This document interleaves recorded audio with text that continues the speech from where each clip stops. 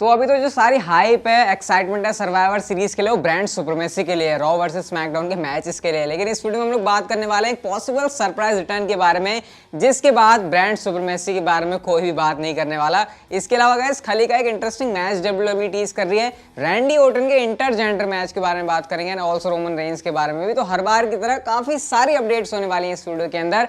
बस आप लोग वीडियो को अभी कभी लाइक कर दो और वीडियो को लास्ट तक जरूर देखना। तो फिर देर किस बात की, शुरू करते हैं। Okay, hello chatters, my name is Rohit and you are watching wrestle chatter. सबसे पहले गाइस हम लोग बात कर लेते हैं रैंडी ऑर्टन के इंटरजेंडर मैच के बारे में। अब रैंडी ऑर्टन की जो हिस्ट्री रही है थोड़ी सी इंटरजेंडर वाले सिनेरियो को लेकर, वो बड़ी इंटरेस्टिंग रही है। रिसेंटली हम लोगों ने रॉयल रंबल के अंदर भी देखा था ना, रिसेंटली तो नहीं वैसे थोड़ी पुरानी बात हो गई, जब नाया जैक्स के ऊपर आरकेओ लगाया था रैंडी ऑर्टन ने। और हम लोगों ने देखा है कि जो हमारे रैंडी ऑर्टन है ना, वो भेदभाव नहीं रखते, फिर चाहे मेल हो या फिर फीमेल। फिर ये बात आप जाके जो है स्टेफनी मैकमैन से पूछ सकते हो, बेथ फिनिक्स से पूछ सकते हो।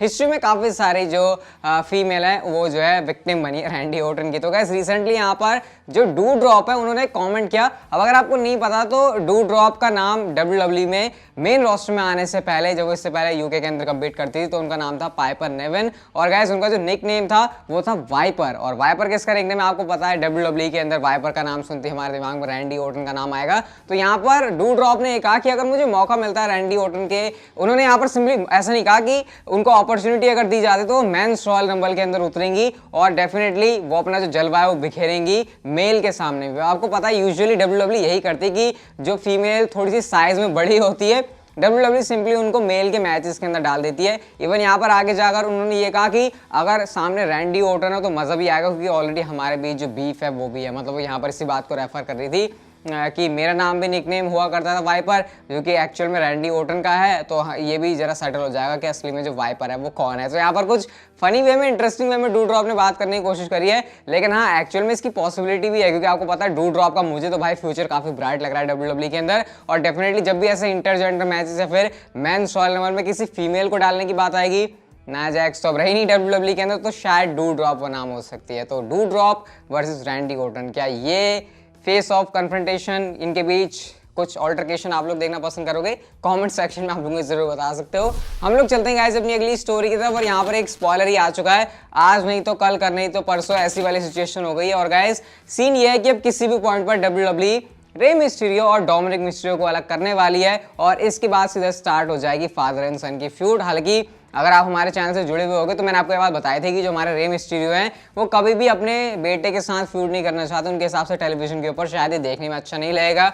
लेकिन रे मिस्टीरियो की शायद किसी ने यहाँ पर नहीं सुनी है, और बस डब्ल्यूडब्ल्यूई अपनी ट्रिगर पुल करने ही वाली है। और बस आपको बस आ ही गई, समझ लो, मिस्टीरियो फैमिली की जो फ्यूड है वो टेलीविजन के ऊपर। तो देखते हैं अभी कितनी जल्दी होती है, क्योंकि अब यहाँ पर सिनेरियो तो ये समझ में आ रहा है कि रे मिस्टीरियो भी जो है किसी मेन सीन के अंदर नहीं है, डोमिनिक मिस्टीरियो भी हारे जा रहे हैं। तो बस अब ऐसा लग रहा है जो गाड़ी है वो बिल्कुल बस इस वाली स्टोरी लाइन की तरफ चलने वाली है। तो ये एक स्पॉइलर है Mysterio and Rey Mysterio Dominik Mysterio के बारे में। वैसे क्या आप लोग फादर एंड सन की फ्यूड को एंजॉय करने वाले हो, या फिर आपका भी जो ओपिनियन है वो रे मिस्टीरियो की तरह है कि उनको उनके बेटे के साथ फ्यूड नहीं करनी चाहिए? ये बात आप लोग मुझे कमेंट सेक्शन में बता सकते हो। हम लोग चलते हैं अपनी अगली स्टोरी की तरफ। और गाइस ड्रू मैकिंटायर ने एक बड़ा इंटरेस्टिंग कमेंट किया है, स्पेशली जिस टाइम पर उन्होंने कमेंट किया है ना, कहीं ऐसा तो नहीं है वो हमको हिंट करना चाह रहे हैं कि सर्वाइवर सीरीज में पॉसिबली क्या करने वाले हैं। तो यहाँ पर ड्रू मैकिंटायर ने कहा कि देखो, जब मैं मंडे नाइट रॉ से स्मैकडाउन के ऊपर ड्राफ्ट हो चुका हूँ, तो मैं यहाँ पर अपने आप को एक ट्रेटर की तरह फील कर रहा हूँ, यानी मैं एक धोखेबाज की तरह अपने आप को फील कर रहा हूँ। क्यों ऐसा उन्होंने कहा, इसके पीछे उन्होंने रीजन कहा कि देखो, जब मैं एनएक्सटी से मंडे नाइट रॉ के ऊपर आया तो मंडे नाइट रॉ ही वो प्लेस थी जहां पर मैं अपने आप को ढूंढ पाया।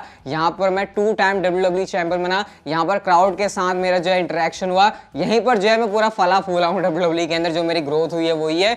लेकिन अब मैं इस तरीके से मंडे नाइट रॉ को छोड़कर स्मैकडाउन में चले गया हूँ, तो मुझे यहाँ पर थोड़ी सी गिल्टी वाली फीलिंग आ रही है, और मुझे कहीं से भी सही नहीं लगता कि मैं इस तरीके से रॉ को जो है धोखा देकर स्मैकडाउन के ऊपर आ रहा हूँ। हालांकि दूसरी साइड पर उन्होंने ये कहा कि देखो, लेकिन फिर मैं ये भी सोचता हूँ कि ये नई फ्रेश कोट ऑफ पेंट होगा मेरे लिए स्मैकडाउन के ऊपर आना। अब इस टाइम पर सर्वाइवर सीरीज के आसपास ड्रू मैकिंटायर का ऐसा कॉमेंट करना, कहीं वो ये तो नहीं बता रहे कि कहीं वो मंडे नाइट रॉ की साइड ले लेंगे सर्वाइवर सीरीज की टीम के अंदर? क्योंकि अगर ड्रू मैकिंटायर ने कुछ ऐसा किया तो आपको पता है पूरी सर्वाइवर सीरीज की टीम रॉ तो वैसे इतनी ज्यादा स्ट्रांग है, और स्मैकडाउन से जो एक तगड़ा बंदा हमको दिखाई दे रहा है वो ड्रू मैकिंटायर है। तो अगर ड्रू मैकिंटायर ने भी यहाँ पर कुछ ऐसे कारनामे कर दिए तो भैया स्मैकडाउन की गाड़ी कहाँ तक जाने वाली है इसके बारे में तो कोई कुछ नहीं कह सकता।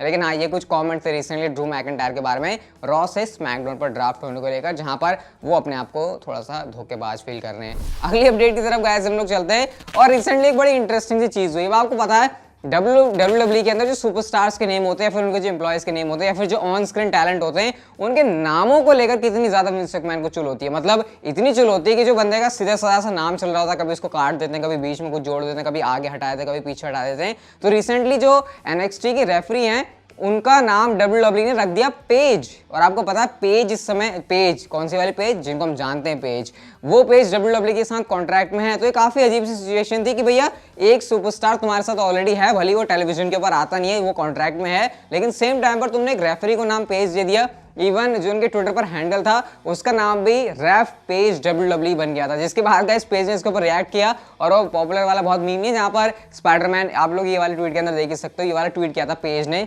पेज मतलब वो वाली पेज जिनको हम पहले से जानते हैं, ये रेफरी वाली पेज नहीं। उन्होंने यहाँ पर वाले ट्वीट किया जहाँ पर स्पाइडरमैन एक दूसरे की तरफ पॉइंट कर रहा है कि तू भी सेम मैं भी सेम, मतलब यहाँ पर इस तरीके से कुछ रिएक्शन था। हालांकि शायद WWE को अपनी जो गलती है वो रियलाइज हुई और वो जो रेफरी है उनका नाम अब आप लोग देख सकते हो ट्विटर के ऊपर क्या हो चुका है, ये क्या प्रोनाउंस करेंगे इसे, ब्लेयर बैल्डविन WWE। तो ऐसा करके कुछ उनका नाम जो है वो बदल गया। शायद WWE को पता चल गया कि नहीं भैया पेज या तो किसी से गड़बड़ हो गई, या फिर क्या हुआ, क्योंकि आपको पता नाम WWE बिल्कुल भी सिमिलर नहीं रखना चाहती। आपको याद होगा ना जब कैरियन क्रॉस मेन रोस्टर के ऊपर आए थे तो निकी क्रॉस का नाम WWE ने निकी ऐश कर दिया था। ये भी एक रीजन था उनके नेम को चेंज करने का कि भैया 2 क्रॉस नहीं होनी चाहिए वरना ऐसा क्रॉस मामला हो जाएगा। तो ये कुछ इंटरेस्टिंग चीज हुई थी जो कि WWE ने कर दी। गलती थी क्या थी पता नहीं क्या थी, लेकिन सेम टाइम पर WWE के अंदर 2 पेज हो गई। अगली अपडेट की तरफ गाइस हम लोग चलते हैं और Stephanie McMahon and triple H के बारे में बात करते हैं, जो कि आपको पता है WWE के पावर कपल हैं। स्टिल जो हमारे ट्रिपल एच है वो रिकवर कर रहे हैं, लेकिन एक बड़ा इंटरेस्टिंग स्टैट आया है। और वैसे भी पैसों की बात हो और आपको इसको जानने में इंटरेस्ट ना हो, ऐसा तो बिल्कुल भी नहीं हो सकता। तो गाइस यहाँ पर कंबाइंड कितनी नेटवर्थ है triple H and Stephanie McMahon की, कौन किससे ज्यादा, मतलब किसकी नेटवर्थ ज्यादा है, ये जानकर भी आप लोग हैरान रह जाओगे। तो दोनों कपल की जो नेटवर्थ है वो है $150 मिलियन की, जिसमें से स्टेफनी मैकमैन जो है 2.5% ओन करती है WWE को। और अगर इसके हम लोग शेयर निकालें कि इसकी जो वैल्यूएशन है वो कितनी निकलती है, तो भैया जरा नंबर को ध्यान से सुनना, क्योंकि ये वैल्यूएशन जाती है $40 मिलियन से $225 मिलियन। और आपको पता है क्योंकि CMO भी हैं WWE की स्टेफनी मैकमैन, तो ऐसे में जो है वो $2 मिलियन साल के भी अर्न करते हैं। तो ऐसे में यहाँ पर स्टेफनी मैकमैन नेट वर्थ के मामले में ट्रिपल एच से ज्यादा है। मतलब ये थोड़ा सा अजीब सा स्टैट लगा, क्योंकि यूजुअली लोगों को लगता है कि ट्रिपल एच WWE के ऑन स्क्रीन टैलेंट भी है, शायद उनका बैक स्टेज भी ज्यादा रोल होता होगा, लेकिन जब यहाँ पर नेटवर्थ की बात आती है तो ओवरऑल यहाँ पर स्टेफनी मैकमैन के पास जो है जेब में मोटे पैसे हैं ट्रिपल एच से। तो ये जो स्टैट सेलिब्रिटी नेटवर्थ की तरफ से आया था, मुझे लगा आपके साथ शेयर करना चाहिए। तो भैया दोनों कपल होते हुए काफी मोटे पैसे छाप रहे हैं और ट्रिपल एच को प्राउड भी होता होगा कि भैया ऐसी वाइफ मिली है मेरे को जो कि मेरे से ज्यादा छाप रही है, मेरी नेटवर्थ उससे ज्यादा। और हो भी क्यों ना, क्योंकि विंस मैकमैन की बेटियां, तो दिमाग तो कहीं ना कहीं से आएगा ही। तो इंटरेस्टिंग स्टैट था जो कि मुझे लगा आपके साथ शेयर करना चाहिए।